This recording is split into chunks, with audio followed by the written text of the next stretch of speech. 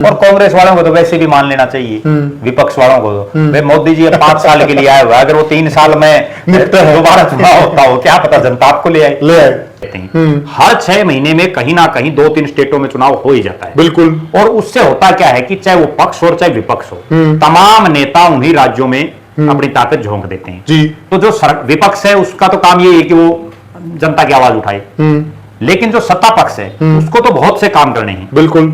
सरकार चलानी है, अनेक डिपार्टमेंट, विभाग, विदेशों में, देश में तमाम काम करने होते हैं, लेकिन उस सतर पर वो काम नहीं कर पाते क्योंकि वो उन चुनाव में ही उलझ करके रह जाते हैं। आचार संहिता भी लगती है। जी बिल्कुल, आचार संहिता में 2-3 महीने लग जाते हैं, उसमें कोई काम लोगों के नहीं हो पाते, बार बार आचार संहिताएं लगती रहती हैं। और अगली जो बात है, ये तो केवल हमने राजनेताओं की बात की, जो अधिकारी और कर्मचारी हैं वो भी तो कितना परेशान रहते हैं, वो लोगों के काम कर नहीं पाते, लगातार उनकी ड्यूटियां जो है उन्हीं चुनाव में लगी रहती हैं। और ना केवल वो एक राज्य के, अभी हरियाणा में चुनाव था तो यहाँ गुजरात, महाराष्ट्र, बिहार, अलग अलग राज्यों के लोगों की ड्यूटियां, अधिकारियों की ड्यूटियां थी। उत्तर प्रदेश में एक देश एक चुनाव हो सकता है, इस पर बड़ी बहस पिछले काफी सालों से चल रही है। बिल्कुल सही। लेकिन मेरा ऐसा मानना है कि नरेंद्र मोदी देश के एक ऐसे प्रधानमंत्री हैं जो असंभव को संभव कर दिखाते हैं। जहां 1 साल का कार्यकाल हो चुका है उनको 6 साल का कर देंगे, अगली बार में साथ ले आएंगे। और जहां 3 साल का हो चुका है या 2.5 साल का हो चुका है उनको जो है इसी के साथ जोड़ देंगे, क्योंकि ये फार्मूला बन सकता है। फार्मूला ये बनेगा। नमस्कार साथियों, मैं हूं आपका होस्ट कुलदीप सिंह पुनिया और मैं लेके चलता हूं आपको राजनीति की दुनिया। राजनीति की दुनिया की बात करूं तो साथियों, एक चर्चा और सुनाई दे रही है कि चुनाव 2029 में होने हैं, वो इस बार 2027 में होंगे। ऐसा क्यों? क्योंकि सुनने में आ रहा कि 1 नेशन 1 इलेक्शन लागू होने वाला है और सारे आम चुनाव 2027 में होंगे। इस बात में कितना दम है, इसकी पूरी छानबीन करेंगे और हमारे साथ जुड़ गए हैं वरिष्ठ पत्रकार और राजनीतिक विश्लेषक प्रद्युमन जोशीला जी। प्रद्युमन भाई राम राम। राम राम जी, सभी दर्शकों को नमस्कार, राम राम। प्रद्युमन भाई, जो एक चर्चा सुन रहे हम कि एक देश एक इलेक्शन जी, 1 नेशन 1 इलेक्शन जी, तो अगर ये चीज लागू होती है जी तो ये कितने फायदेमंद होगी जी, इसका जनता को क्या लाभ मिलने वाला है जी, देश पर क्या असर पड़ने वाला है जी, देश की जो आर्थिक सिचुएशन है उस पर क्या असर पड़ने वाला है जी, और विदेशों में हमारी जो साख है वो किस प्रकार बनने वाली है जी। तो इस पर आप थोड़ा दर्शकों को समझाइएगा कि 1 नेशन 1 इलेक्शन कितना जरूरी है। देखो देश या नहीं है जी, देखो देश के जो प्रधानमंत्री हैं नरेंद्र मोदी जी, उनका पिछले काफी लंबे समय से ये प्रयास है और वो बार बार कहते भी रहे हैं कि पूरे देश में एक साथ चुनाव होना चाहिए जी। 1 देश एक इलेक्शन, एक देश एक चुनाव। और उसके लिए उनका जो फॉर्मूला है वो यही है कि देश की तमाम जो राज्यों की विधानसभाएं, केंद्र शासित प्रदेशों की जो विधानसभाएं और देश के जो आम चुनाव हैं लोकसभा के, वो एक साथ हों। ताकि एक साथ होने से सबसे मोटा फायदा क्या है कि बार बार जो चुनाव होते जा रहे हैं, कभी एक प्रदेश में आ गया, अभी हमने देखा कि हरियाणा और जम्मू कश्मीर में था, वो चुनाव खत्म नहीं हुआ, उसके बाद महाराष्ट्र में और झारखंड में आ गया, उसके बाद दिल्ली में आ जाएगा, उसके बाद फिर अगले पंजाब में आ जाएगा। पूरे मतलब भारत में यूं चुनाव होते रहते हैं। हर 6 महीने में कहीं ना कहीं 2-3 स्टेटों में चुनाव हो ही जाता है। बिल्कुल। और उससे होता क्या है कि चाहे वो पक्ष हो चाहे विपक्ष हो, तमाम नेता उन्हीं राज्यों में अपनी ताकत झोंक देते हैं जी। तो जो विपक्ष है उसका तो काम ये है कि वो जनता की आवाज उठाए, लेकिन जो सत्ता पक्ष है उसको तो बहुत से काम करने हैं। बिल्कुल। सरकार चलानी है, अनेक डिपार्टमेंट, विभाग, विदेशों में, देश में तमाम काम करने होते हैं जी। लेकिन उस सतर पर वो काम नहीं कर पाते क्योंकि वो उन चुनाव में ही उलझ करके रह जाते हैं। और आचार संहिता भी लगती है। जी बिल्कुल, आचार संहिता में 2-3 महीने लग जाते हैं, उसमें कोई काम लोगों के नहीं हो पाते, बार बार आचार संहिताएं लगती रहती हैं। और अगली जो बात है, ये तो केवल हमने राजनेताओं की बात की, जो अधिकारी और कर्मचारी हैं वो भी तो कितना परेशान रहते हैं, वो लोगों के काम कर नहीं पाते, लगातार उनकी ड्यूटियां जो है उन्हीं चुनाव में लगी रहती हैं। और ना केवल वो एक राज्य के, अभी हरियाणा में चुनाव था तो यहाँ गुजरात, महाराष्ट्र, बिहार, अलग अलग राज्यों के लोगों की ड्यूटियां, अधिकारियों की ड्यूटियां थी, तो वो दूसरे राज्यों में भी उनको डिप्यूट किया जाता है। जी। अब जो बात है कि क्या भारत में ये संभव है, क्योंकि भारत में जब शुरुआत में इसमें एक चीज और जोड़ देते हैं हम जी, जो देश का बार बार पैसा भी खर्च होता है, बिल्कुल पैसा भी, अथाह पैसा खर्च होता है, ताकत खर्च होती है लोगों की, और वो ना केवल सरकारी तंत्र बल्कि जो आम लोग हैं, जो राजनीति करते हैं, उनको भी बड़ा आर्थिक नुकसान उठाना पड़ता है। फोर्सेज की भी बड़ी भागदौड़ होती है। बिल्कुल बिल्कुल, बड़ी भागदौड़, सारा सिस्टम ही भागदौड़ में रहता है। और ये 1 महीने की बात नहीं, 5 साल यूं ही चलता है, यूं चलता रहता है। ठीक है, बहुत बड़ा हमारा देश है साथियों। देश के कभी इस कोने में चुनाव है, कभी उस कोने में चुनाव है, कभी उस कोने में चुनाव, कभी उस कोने में चुनाव, कभी बीच में चुनाव हमारे देश में चलते ही रहते हैं। और कई कई राज्य तो ऐसे हैं जिनमें कई कई फेज में चुनाव कराने पड़ते हैं। कई बिल्कुल सही कहा। क्योंकि उनमें हालात और परिस्थितियां ऐसी हैं, अभी झारखंड को ले लीजिए आप, जहां भी चुनाव होने लग रहे हैं, ठीक है, तो अलग अलग स्टेट में कई जो है फेज में चुनाव होते हैं। हाँ। अब जो बड़ी गंभीर बात है वो ये है, क्या इस देश में, भारत देश में, एक देश एक चुनाव हो सकता है?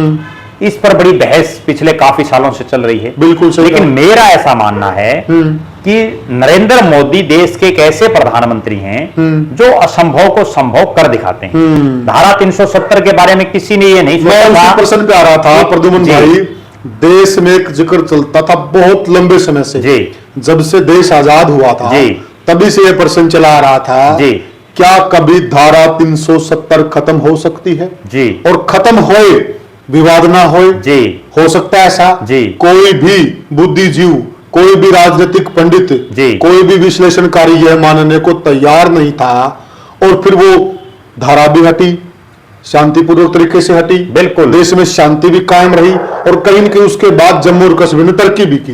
देखो, निश्चित रूप से मैंने जो शब्द का यूज किया कि ये असंभव को संभव करने वाला आदमी है। जी। अब इसने धारा 370 तोड़ी, किसी को कोई उम्मीद नहीं थी। देश में नोटबंदी की, किसी ने ये कभी कल्पना में भी सोचा था कि एकदम से नोट बंद हो जाएंगे? जी। वो काम इन्होंने करके दिखा दिया। राम मंदिर, इतना बड़ा विवादित जो मामला था, 200 साल पुराना, उसको इन्होंने सुलझाने का काम किया।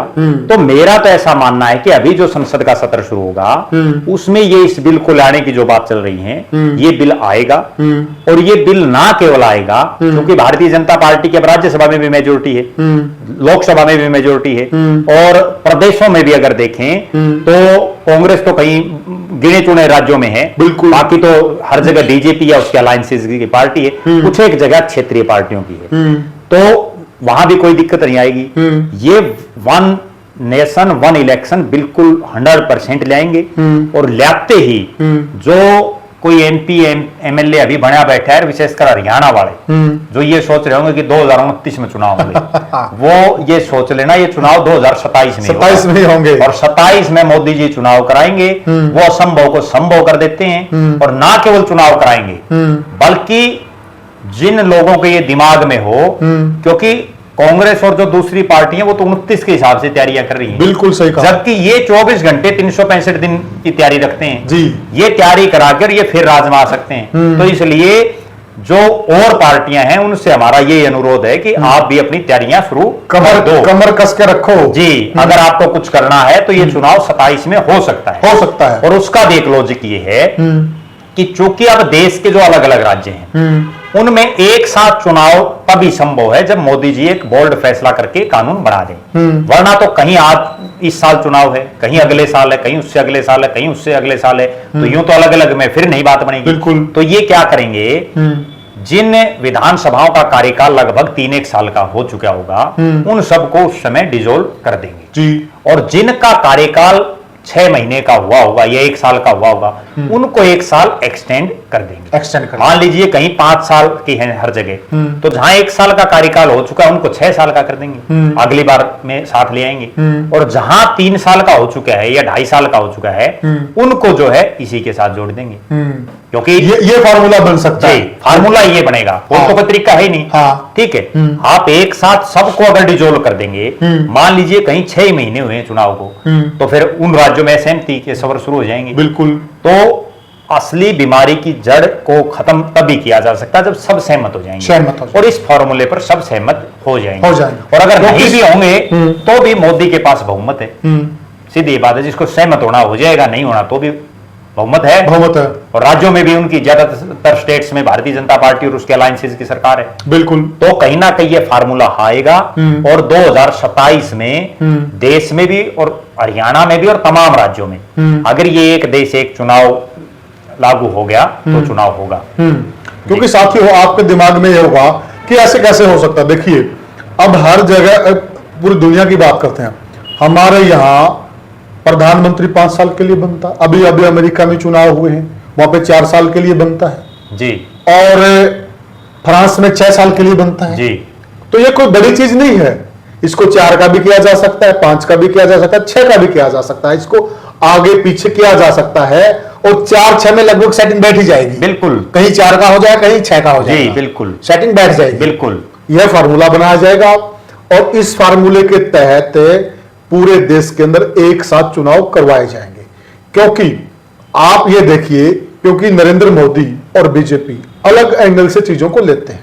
अगर इनकी जगह पे कांग्रेस होती तो कांग्रेस सोचती कि हम 2029 तक का जनमत लेकर आए हैं, तो क्या पता हम हार जाएं, 2 साल हमारे क्यों खराब करें, हम 15 साल सत्ता में रहेंगे जैसे बीजेपी बैठी है। तो अगर वो इनकी जगह पे होती तो हम अपने 15 के टर्म को 13 क्यों करें।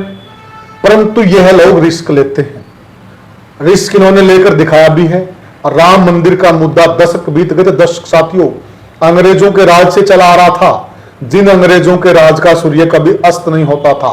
और उस वक्त तो देश गुलाम था, डंडे का राज चलता था, बिल्कुल, कुछ भी कर सकते थे अंग्रेज चाहते तो। बिल्कुल, वह विवाद उनसे भी नहीं सुलझा और अब सुलझा किसके कार्यकाल में, आप भली बात ही जानते हैं। तो ये हो सकता है। तो प्रद्युमन भाई अगर ये होता है जी, तो इसका कितना फिर फायदा मिलेगा और इसका अगर कोई नेगेटिव पॉइंट है वो भी एक बार दर्शकों का साझा कीजिए। देखो सबसे मोटा फायदा तो इसका यही है कि एक साथ चुनाव होने से जो खर्चा इतना भारी, क्योंकि टैक्स तो हर भारतीय दे रहा है, बिल्कुल ठीक है, जो कोई प्रत्यक्ष रूप से दे रहा है, कोई परोक्ष रूप से दे रहा है, तो वो बचेगा। दूसरा एक जो मैंडेट आएगा, जैसे जो दूसरे राज्यों में दूसरे देशों में आता है कि किसी एक चेहरे को, फेस को आगे करके चुनाव लड़ा जाता है, तो वो देश में प्रधानमंत्री पद के 2 दावेदार हो गए, उन 2 के फेस को लेकर के आगे चुनाव होगा। तीसरी जो बड़ी बात है, जो इसमें सबसे मोटा जो फायदा है, आचार संहिता लगने के बाद जो काम नहीं हो पाते वो लगातार एक बार राज किसी का आ गया तो 5 साल वो चलेगा। हाँ, इसमें फिर एक थोड़ी समस्या फिर आएगी आगे, जो इसका एक नेगेटिव पॉइंट है, वो ये है कि मान लीजिए कहीं हंग असेंबली बन गई, किसी को बहुमत नहीं मिला और वहां सरकार गिर गई 2 या 3 साल बाद, वहां फिर चुनाव होंगे, उसका कोई बीच का रास्ता क्या निकाले, उस पर एक बड़ा गहन मंथन करने की जरूरत है। तो उसमें कानून बना सकते हैं। ये देखिए कि भाई अगर ऐसा होगा तो वहां राज्यपाल या राष्ट्रपति शासन लागू हो जाएगा और जब आगे चुनाव होंगे तो तभी फिर मतलब उसमें मेरा ऐसा मानना है कि राज्यपाल या राष्ट्रपति शासन की बजाय ये हो सकता है कि जितने दिन तक ये सरकार चली, उसके बाद मान लीजिए कोई सरकार चली 2.5 साल, तो जो बाकी के जो 2.5 साल बच गए, अगली जो सरकार बने वो 2.5 साल के लिए बने, ताकि फिर अगले 5 साल में पूरे देश में एक साथ फिर चुनाव हो जाए। ये एक तरीका हो सकता है और जिस पर सबकी सहमति भी हो सकती है, क्योंकि कोई सरकार बीच में गिर गई तो बीच में गिर गई तो उसको सिर्फ उतना ही टेन्योर दिया जाए जितना वो बचा हुआ है, उस हिसाब से, वरना तो फिर आज से 10 साल बाद फिर यही खिचड़ी हो जाएगी। क्योंकि 1952 में जब देश में चुनाव हुए तो उसके बाद हुए तो एक साथ ही थे हर जगह, बिल्कुल, लेकिन सारे कहीं सरकार गिर गई, कहीं दोबारा बन गई, कहीं कुछ हो गया, इसलिए वो सारा सिस्टम दोबारा से चेंज करना पड़ गया। फिर जब ये बिल लेके आएंगे तो बिल में इस तरह के प्रावधान डाल देंगे, बिल्कुल निश्चित रूप से डालने पड़ेंगे। बड़ा मंथन भी होगा, ऐसे तो नहीं आएगा, बिल्कुल ड्राफ्टिंग होगी, बड़ा मंथन होगा, लोगों से विचार लिए जाएंगे, बिल्कुल कमेटी बनाई जाएगी, कमेटी सबसे विचार करेगी, सभी को कमेटी में बुलावा भेजा जाता है, बुद्धिजीवियों को।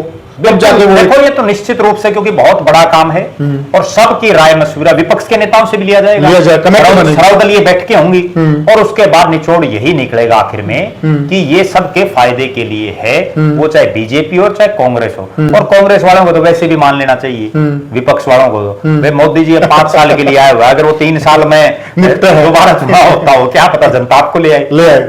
ठीक है ना, बिल्कुल। तो उनको तो वैसे भी मान लेना चाहिए। नहीं, देखा जाए तो कहीं ना कहीं ये तो बीजेपी के लिए बोल्ड फैसला है ना। देखो, बोल्ड फैसलों के लिए ही मोदी जाना जाता है। असली कहानी ये है कि वो किसी बीमारी की जो जड़ है ना, उस जड़ को खत्म करने वाला डॉक्टर है। क्योंकि इनको तो 5 साल दिए हुए हैं, बिल्कुल, और ये अपने आप को 3 साल में समेट रहे हैं। बिल्कुल, ये चाहें तो, क्योंकि भारत के संविधान में ये चीज है कि 6 महीने आगे या पीछे चुनाव हो सकता है, कोई भी ऐसी परिस्थितियां बन जाएं, तो ये 6 महीने बाद भी करवा सकते हैं। देश का राष्ट्रपति भी नहीं कहा है।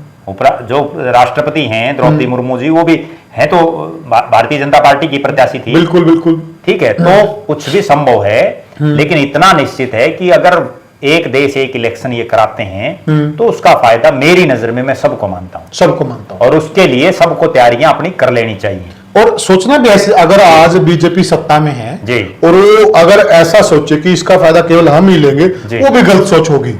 देखो, फायदा तो तब मिलेगा ना जब लोग दोबारा उनको रिपीट करेंगे। क्या पता जनता ना करे। हाँ, मालिक तो जनता ही है। वोट बीजेपी वाला ने थोड़ी डालने हैं, वोट तो जनता ने डालने हैं। अब जनता क्या पता ये सोच जाए भाई नहीं भाई, हम तो छिक लिए मोदी से, नायब सैनी से, हम नया जो अल्टरनेट ढूंढते हैं, तो हो सकता है उल्टा भी हो जाए। उल्टा भी हो जाए। ये तो रिस्क का गेम, राजनीति देखो रिस्क पर ही चलती है, और राजनीति नहीं कोई भी काम हो, अगर ये धारा 370 का रिस्क ना लेते, अगर ये सोच जाते जैसे कांग्रेस सोचती रही पता नहीं क्या हो जाएगा, तो वो नई चीज होनी थी। रिस्क तो आदमी लेगा तभी तो बड़ा होगा, वरना तो आप एक बात बताओ, देश में प्रधानमंत्री तो ऐसे ऐसे भी रहे हैं जिनके लोगों को आज नाम तक भी याद नहीं। ठीक बात है। प्रदेश में मुख्यमंत्री ऐसे ऐसे रहे हैं जिनको के नाम याद नहीं है लोगों को, और जो काम कर गए। असली आदमी, महापुरुष कब कोई भी आदमी बनता है जो लीक से हट करके कोई काम करता है, तभी तो उसको महापुरुष की संज्ञा दी जाती है, तभी उसको लोग याद रखते हैं। तो अगर कोई आदमी लीक से हट करके काम करे, मान लो नोटबंदी कर दी, पूरी जिंदगी भर लोग ये याद रखेंगे कि नोटबंदी किसने की थी, धारा 370 किस आदमी ने तोड़ी। राम मंदिर में जो आदमी जाता है वो एक बार ये जरूर सोचेगा कि ये बनाया किसने। ठीक बात है, तो वो बहुत बड़ी बात है। तो ये तो एक लीक से हट करके और लंबी लीक अपनी खींचते हैं। तो साथियों, एक तो सबसे पहले आपसे गुजारिश है कि देखिए, जो भी हम मेहनत करते हैं, जो भी वीडियो बनाते हैं, वो हम केवल और केवल आप लोगों के लिए बनाते हैं। हकीकत में, सही मायने में आप ही हमारे सब कुछ हैं, आप ही हमारे अन्नदाता हैं। आपसे हमारा नम्र निवेदन है कि कृपया करके वीडियो को ज्यादा शेयर कीजिएगा, लाइक कीजिएगा। साथियों, चैनल को जरूर सब्सक्राइब करते हैं। हमारी सिर्फ हाथ जोड़कर आपसे ये एक बिल्कुल नम्र निवेदन है और बहुत दिली गुजारिश भी है। दूसरी बात साथियों, हम आपके विवेक पर भी ये फैसला छोड़ रहे हैं। आप विशेषकर इस मुद्दे पे हमें कमेंट सेक्शन में अपनी राय जरूर दें कि जो वन नेशन वन इलेक्शन का जो मुद्दा है, सही मायने में आपकी नजर में वो क्या है, आप क्या सोचते हैं, क्या होना चाहिए, कैसे होना चाहिए, और उसके नफा और नुकसान दोनों हमें जरूर बताइएगा कमेंट सेक्शन में। आप भी अपना जनमत दीजिएगा ताकि हमें पता चले और वो हम बात आगे भी पहुंचाएंगे। तो प्रद्युमन भाई जी, तो अभी हम इस वीडियो में जी करते हैं इसका दी एंड। बाकी हम इस वीडियो में दर्शकों के विवेक पर छोड़ देते हैं, दर्शकों के विवेक कि वो क्या समझते हैं, और वो अपने कमेंट जरूर करें। और इसके अलावा आप सभी दर्शकों के दिमाग में अगर कोई और मुद्दा हो, कोई ऐसी बात हो जिसको हमें अपने इस प्लेटफॉर्म के माध्यम से उठाना चाहिए, तो वो भी आप कमेंट में लिख सकते हैं। हम कमेंट सबके पढ़ते हैं, आपके जो भी विचार हैं जी, आप कमेंट सेक्शन में हमें जरूर बताएं। हम सबके कमेंट पढ़ते हैं साथियों। कोई भी मुद्दा है आपकी नजर में, और यह फैसला हम आपके विवेक पर छोड़ते हैं कि क्या होना चाहिए, क्योंकि आखिर में जनता ही जनार्दन है। बिल्कुल सब जनार्दन ही तय करेगा। तो आप ही जनता जनार्दन, और आप तय कीजिएगा कि क्या होना चाहिए। तो साथियों, अब आपसे लेते हैं विदा, और फिर किसी और मुद्दे पे मिलेंगे। तब तक के लिए साथियों, राम राम।